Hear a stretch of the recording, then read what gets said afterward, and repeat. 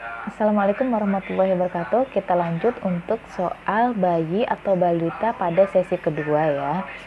Oke, langsung saja. Soal yang pertama, seorang bayi perempuan lahir 2 jam yang lalu di praktek mandiri bidan. Hasil anamnesa, bayi menyusu kuat, BAK lancar, sudah BAB, hasil pemeriksaan berat 2400, panjang 46 dan suhu 35 derajat Celcius. Jantung 120 kali per menit, refleks hisap kuat dan tidak ditemukan kelainan kongenital. Pertanyaannya, apakah asuhan yang harus diberikan pada kasus tersebut? A. Lakukan perawatan metode kangguru. B. Letakkan di bawah lampu. C. Berikan infus D5. D. Berikan antibiotik. E. Lakukan rujukan.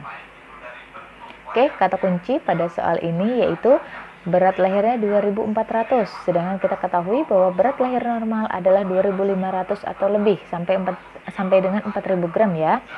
Nah, kemudian selanjutnya di sini yang ditanyakan adalah asuhan yang diberikan pada kasus tersebut.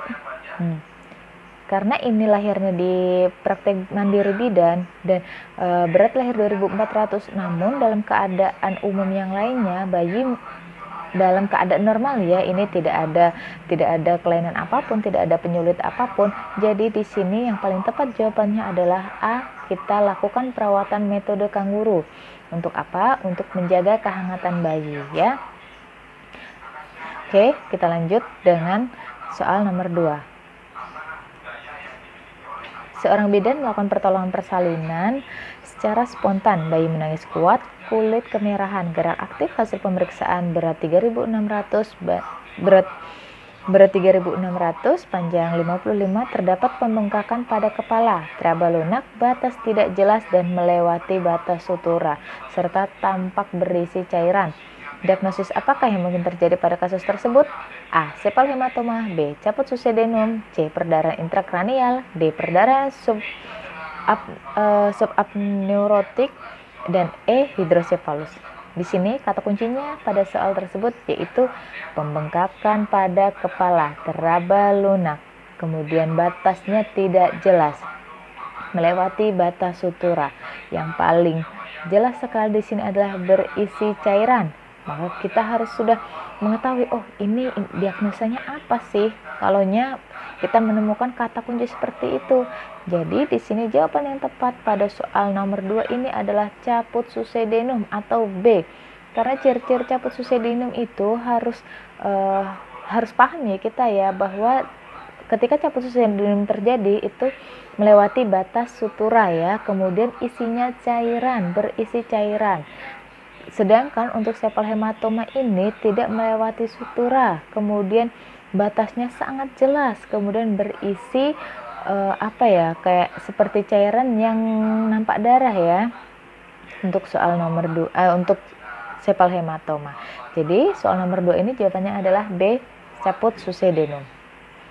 Kita lanjut untuk soal nomor 3. Seorang bayi laki-laki lahir spontan 2 jam yang lalu di RS.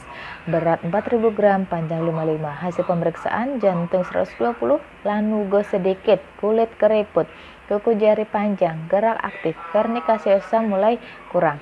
Diagnosis apakah yang paling mungkin pada kasus tersebut? A. Imatur. B. Dismatur. C. Matur. D. Postmatur. Dan E. Prematur. Oke, kata kunci pada soal ini sangat jelas sekali ya.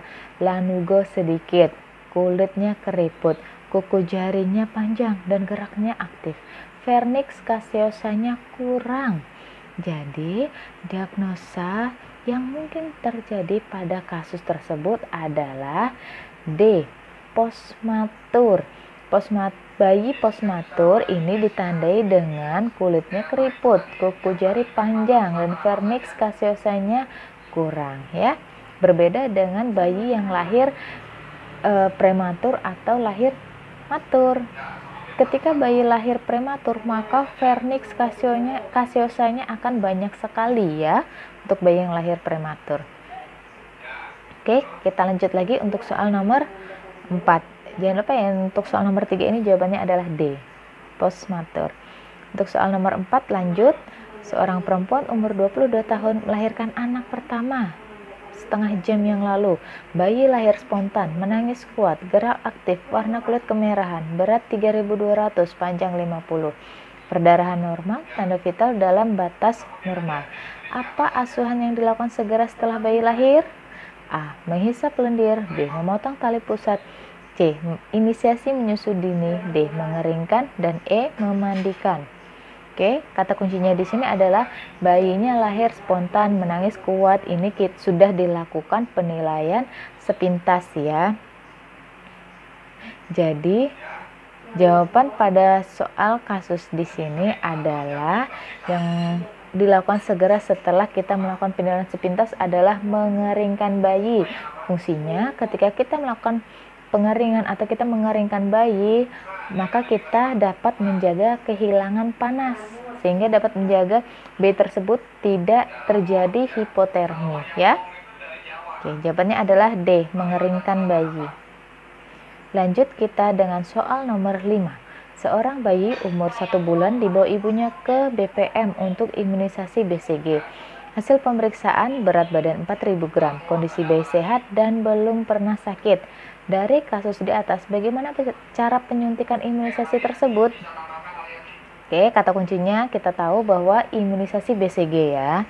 Nah, imunisasi BCG ini dilakukan secara intrakutan dan ini sudah saya jelaskan pada review materi bayi ya. Jadi harus dibaca-baca kembali.